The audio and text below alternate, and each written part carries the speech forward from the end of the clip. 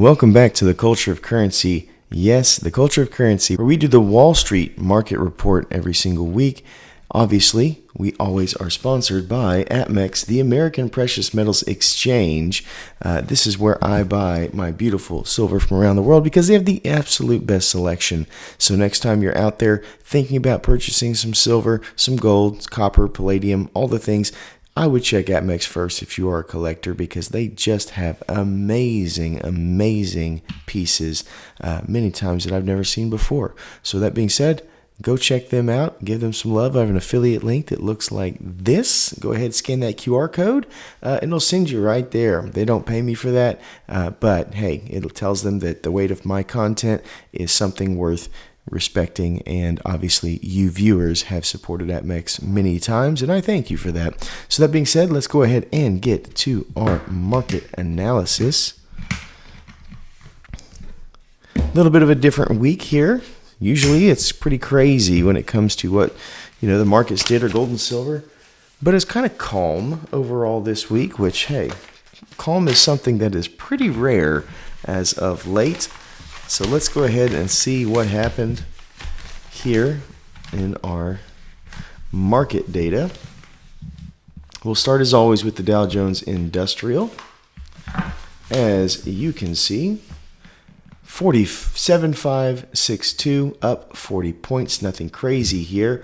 Our all-time high is only 200 points different, and that was on the 28th. So here we are just a couple of days removed from an all-time high, which means it's a slight detraction, but, it's not like the markets really were affected by much here. S&P 500, 6840, up 17 points. We're sitting at an all-time high on the 28th, a couple of days ago, at 6890. And the NASDAQ, we sit here 23,724, up 143 points, 61%. So a bit more dramatic of a move there, which tells you our all-time high here was just one day removed from the 28th. It was on the 29th. And there's our roller coasters of data. There's the NASDAQ, the S&P 500, and of course the Dow. So that being said, the markets are still kind of leveling right now. They didn't really go high or low when it comes to the American market for the week, but for the most part, they're up from where they were on Monday.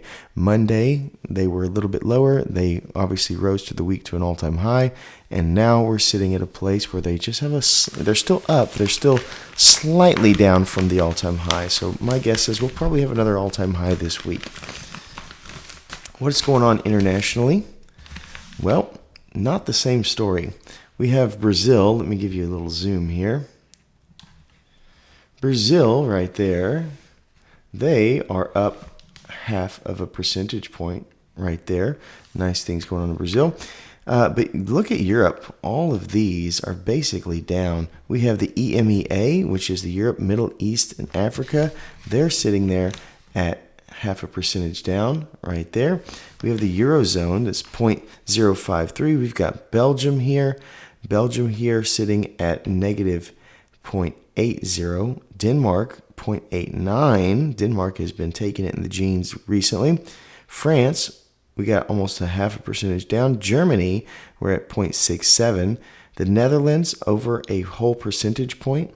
We have South Africa at 0.39. We have Sweden at 0.5 percentage point. We have Switzerland at 6.1. So pretty big swing there. Turkey, which is so volatile, they're actually on the positive side by a full percentage point, 1.24, almost 1.25%. So Europe had a pretty rough time, and I think it was because their inflation rate stayed the same, according to what I just read. But now we go to Asia Pacific. A little bit of a different story here. Asia Pacific, we have Australia sitting there pretty much unchanged, but China, not quite the same story. They're down almost a full percentage point, 0.81. We have Hong Kong down 1.43. India is in okay spot, but still down 0.5 percentage point. Look at Japan, though.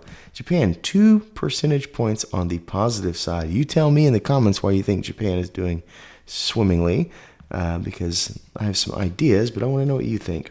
And then we have South Korea that is a 0.5 percentage point in the positive. But how did your metals do? Well, let's go ahead and check out. We have silver sitting at $48.92. And I know this says it's a 5% difference, but that's not true because they haven't updated that. So I did the math myself, and silver started at $47.35 and ended at $48.95. So basically $1 gained, and that's going to be 3.84%.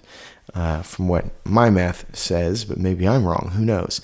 Against the U.S. dollar, hey, they're doing the right thing. It's on the way up, but silver still wins the day there.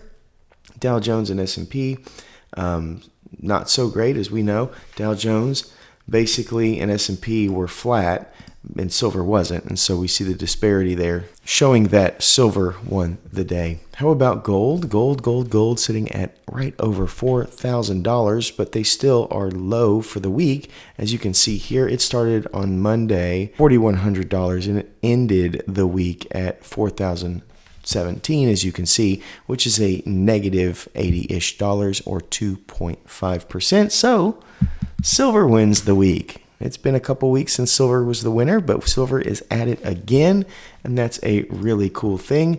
And just to keep you up to date, silver this year, just from January, is up 67.88%. Will we break 70? The world can only tell us. Gold for the year is up 52%. So very, very solid movement in metals. Thank you so much for watching. And as always, please remember to stay classy and current with the culture of currency.